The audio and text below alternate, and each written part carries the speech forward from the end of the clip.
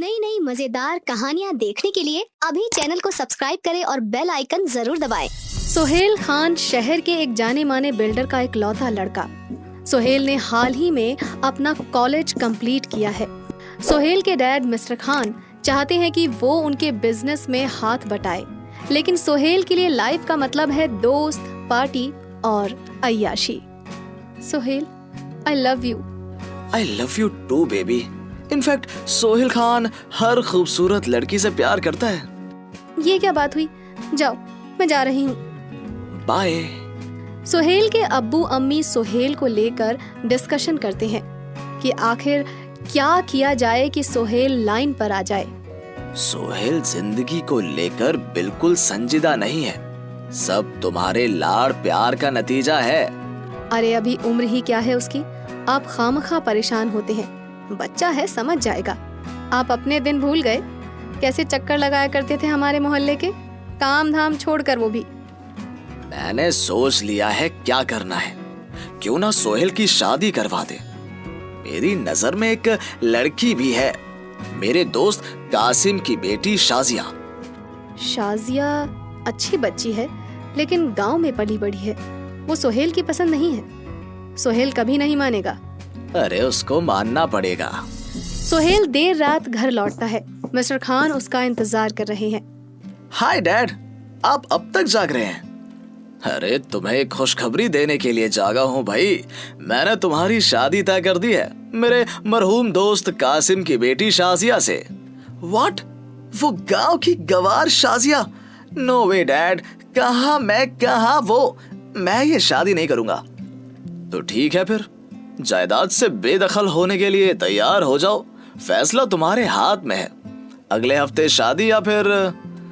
सोहेल मजबूरी में शादी के लिए हाँ कह देता है, लेकिन इस फैसले से घर में कोई खुश नहीं है। लेकिन मिस्टर खान का विरोध कोई नहीं कर पाता है। सोहेल की माँ शादी की तैयारियों में लगी हैं। उफ, कितना काम है। अचानक हफ्ते भर में शादी तय कर दी। सना, ओ सना बेटा, देख ले, तेरे लिए भी जोड़ा पसंद कर ले। रहने दो अम्मी, मैं कुछ भी पहनूंगी उस गंवार से बेहतर ही लगूंगी। सोहेल भाई और उसका कोई मैच नहीं है। डैड, क्या हम सबको भेड़ बकरी समझते हैं कि किसी भी खूंटे से बांध देंगे? ऐसे नहीं कहते बेटा, अब वो तुम्हारी होने वाली भाभी हैं।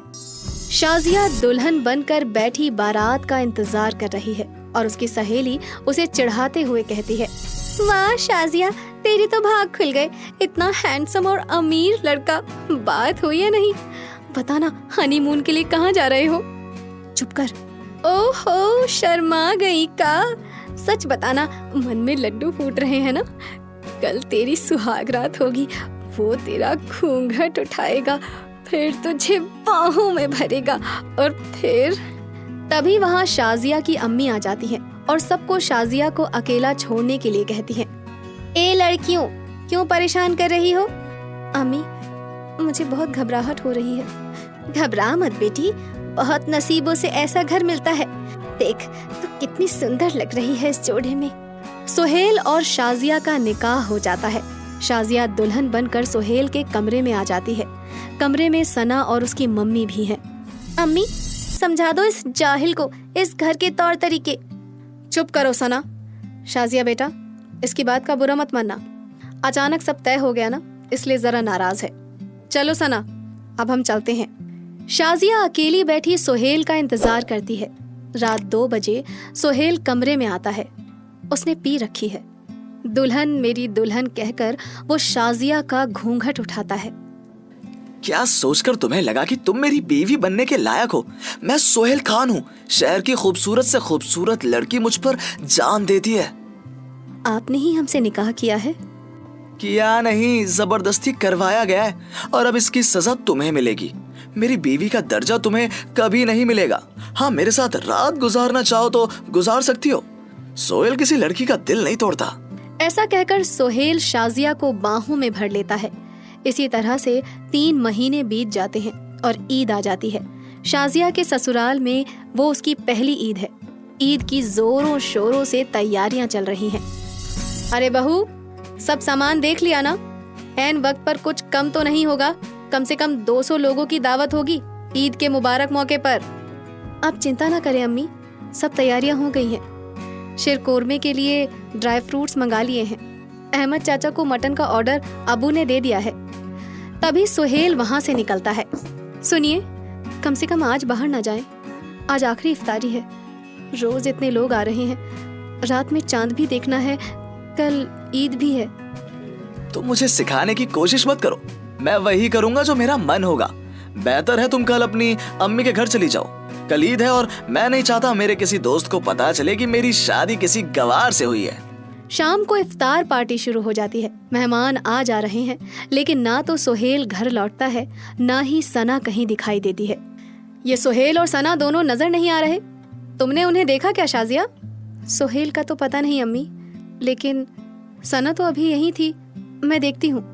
शाजिया सना को ढूंढते हुए छत पर आ जाती है। वो देखती है कि सना बहुत परेशान है और किसी से फोन पर बात कर रही है। प्लीज ऐसा मत करना, अगर वो फोटो वायरल हो गई तो मैं कहीं की नहीं रहूंगी। तुम भी जानते हो ये फोटो मॉफर्ड है।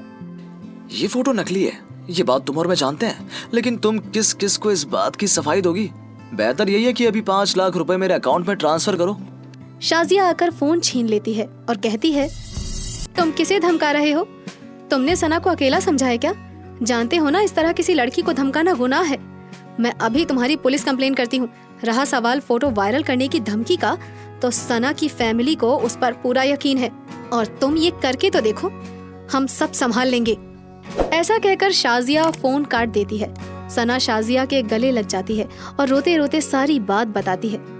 भाभी, मेरी कोई गलती नहीं है, प्लीज ये सब अब्बू और अम्मी से मत कहना, प्लीज भाभी। तुम बिल्कुल चिंता मत करो, ये बात हमारे ही बीच रहेगी और तुम्हें बिल्कुल भी डरने की जरूरत नहीं है। ऐसे लोगों को कैसे सबक सिखाना है मैं अच्छे से जानती हूँ। अब रोना छोड़ो और मुस्कुरा दो। मुझे माफ कर दो भाभी, मैंने आपको इतना नीचा दिखाया, तब भी आप मेरे साथ हो। थैंक यू भाभी। देखो चांद नजर आ गया। ईद मुबारक हो सना। ईद मुबारक हो। अब हम दोनों एक टीम है। आप देखना मैं कैसे आपके और भाई के बीच सब कुछ ठीक करती हूँ। सना शाजिया के कमरे में एक वेस्टर्न गाउन लेकर आती है और कहती है, भाभी कल आप ये ड्रेस पहनोगे और मैंने आपका पार्लर का अपॉइंटमेंट भी फिक्स कर दिया है। लेकिन कुछ नहीं, जैसे मैं कहती हूँ वैसा करो। सना शाजिया को पार्लर लेकर जाती है और उसका मेकओवर कराती है। अब शाजिया ट्रेडिशनल लड़की की जगह बेहद खूबसूरत और कॉन्फिडेंट मॉडर्न लुक में नजर आ रही है। पार्टी में जो भी शाजिया को देखता है उसकी तारीफ करता है। तभी सुहेल घर के अंदर आता है और वो शाजिया को पीछे से देखता है और सना से पूछता है, ये लड़की कौन है? एक्सक्यूज मी भाभी। सुहेल शाजिया को देखता रह जाता है। ईद मुबारक हो। अल्लाह खैर करे, ये तुम हो? मुझे यकीन नहीं हो रहा। Sometimes you can't see the beauty because of our own prejudice. I'm sorry Shazia, you speak very well English. आपने कभी देखने की कोशिश नहीं की। आपकी गंवार शाजिया इंग्लिश में मास्टर्स है, पर घबराइए नहीं। आपने कहा था ना मैं अम्मी के घर चली जाऊं। मैंने वहां जॉब के लिए अप्लाई किया था, मेरा सिलेक्शन हो गया है, मैं कल ही चली जाऊंगी। सुहेल शाजिया को गले लगा लेता है और कहता है, तुम कहीं नहीं जाओगी, मेरी आंखें खुल गई हैं। तुम यहीं रहोगी हमेशा मेरे पास। डिम्पल की शादी को कुछ ही दिन हुए थे। उसके पापा ने डिम्पल की शादी काफी धूमधाम से की थी, क्योंकि डिम्पल उनकी इकलौती बेटी थी। डिम्पल ने MBA किया था और अपने पापा के घर काफी शान और शौकत से रहती थी। उसे ऐसा लगता था जितना उसके घर में आराम है उतना ही आराम उसे ससुराल में भी मिलेगा। पर साहिल के पास उतना पैसा नहीं था, फिर भी वो डिम्पल को खुश रखने की पूरी कोशिश करता था। साहिल, तुम्हारे यहाँ एक AC भी नहीं है, मैं कैसे सो पाऊंगी? हाँ अभी तो नहीं है, पर जल्दी ही लगवा दूंगा। हाँ ठीक है, कोई बात नहीं। डिम्पल वैसे काफी समझदार थी, बस थोड़ा आराम से रहने की आदत थी उसे। वो अपने पापा की इकलौती जो थी। माँ, हमें एक AC लगवाना है। डिम्पल को बिना AC के नींद नहीं आती, उसे आदत नहीं है। हाँ पता है, बड़े घर की बेटी है, नखरे तो उठाने ही पड़ेंगे उसके। नहीं माँ, ऐसी कोई बात नहीं है, बस उसने एक ही बार बोला है। सुबह का समय होता है और थोड़ी देर बाद साहिल ऑफिस चला जाता है। अब घर में सिर्फ डिम्पल और उसकी सास होते हैं। माँ, मैं थोड़ी देर अपनी सहेली के यहाँ हो आऊं? हाँ हाँ जरूर, पर तुमने खाना बना लिया ना? नहीं, अभी तो नहीं बनाया, पर अभी 10 ही तो बजे हैं। मैं समय से आकर बना दूंगी। ठीक है, चली जाओ। थोड़ी देर बाद डिम्पल सहेली के यहाँ चली जाती है। उसकी सहेली संजना के यहाँ पूरे घर में हर कमरे में एसी लगा होता है। अरे वाह, तुम्हारे यहाँ हर कमरे में एसी है, कितना आराम होता होगा ना। अरे एसी तो चाहिए मुझे, उसके बिना तो मैं रह ही नहीं सकती। क्यों, तुम्हारे यहाँ एसी नहीं है क्या? अभी तो नहीं है, पर लग जाएगा। तुम्हारी अभी नई नई शादी हुई है ना, तुम्हें अभी समझ नहीं आएगा। ये लोग आजकल करते करते काफी समय निकाल देते हैं। देख लेना, ज्यादा टाइम ना निकल जाए। अरे नहीं नहीं, सब लोग बहुत अच्छे हैं, मेरी सास भी। अच्छा, चलो अच्छी बात है। बातें करते करते काफी समय निकल जाता है। 12:30 बज जाते हैं। एसी में बैठे बैठे डिम्पल को टाइम का पता ही नहीं चलता। वो अचानक घबरा कर उठती है। हे राम, इतना टाइम निकल गया, मैंने ध्यान ही नहीं दिया। अभी जाकर खाना भी बनाना है। अरे बैठो ना, इतने दिन बाद तो आई हो। नहीं, अब चलती हूँ। डिम्पल भागी भागी घर आती है। वो देखती है कि उसकी सास खाना बना चुकी होती है। डिम्पल काफी घबरा जाती है कि अब उसे डांट पड़ेगी। माँ जी, मुझे टाइम का ध्यान ही नहीं रहा, सॉरी। आप हटिए, थोड़ा बहुत तो बचा ही है, मैं कर दूंगी। अरे बेटा, कोई बात नहीं, हो जाता है, नई नई शादी है ना तुम्हारी, चीजें सीखते सीखते देर लगेगी, कोई बात नहीं। डिम्पल मन ही मन सोचती है कि उसकी सास कितनी अच्छी है। वो दोनों साथ खाना खाते हैं। रात को साहिल भी घर आ जाता है। डिम्पल साहिल से उसकी माँ की खूब तारीफ करती है। वो सब कुछ साहिल को बताती है। अच्छा सुनो, एसी का क्या हुआ? लगवा दूंगा ना, सब करने में टाइम लगता है। डिम्पल आज फिर कुछ नहीं बोलती, पर मन ही मन सोचती है, लगता है संजना सही कह रही थी, ये लोग ऐसे ही टालते रहेंगे। डिम्पल के मन में अपने पति और सास के लिए अब गलत ख्याल आने लगते हैं। उसका अपनी सहेली संजना के यहाँ जाना बढ़ जाता है।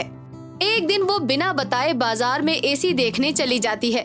वहीं से वो अपने पापा को फोन करती है। हेलो पापा, आपने घर में कौन सा एसी लगाया है और कितने का है? क्या हुआ बेटा, तू क्यों पूछ रही है ये सब? क्या अभी तक एसी नहीं लगा तेरे यहाँ? नहीं पापा, ऐसी कोई बात नहीं है। एक लग गया है और एक लगवाने की सोच रहे हैं, बस इसीलिए पूछ रही थी।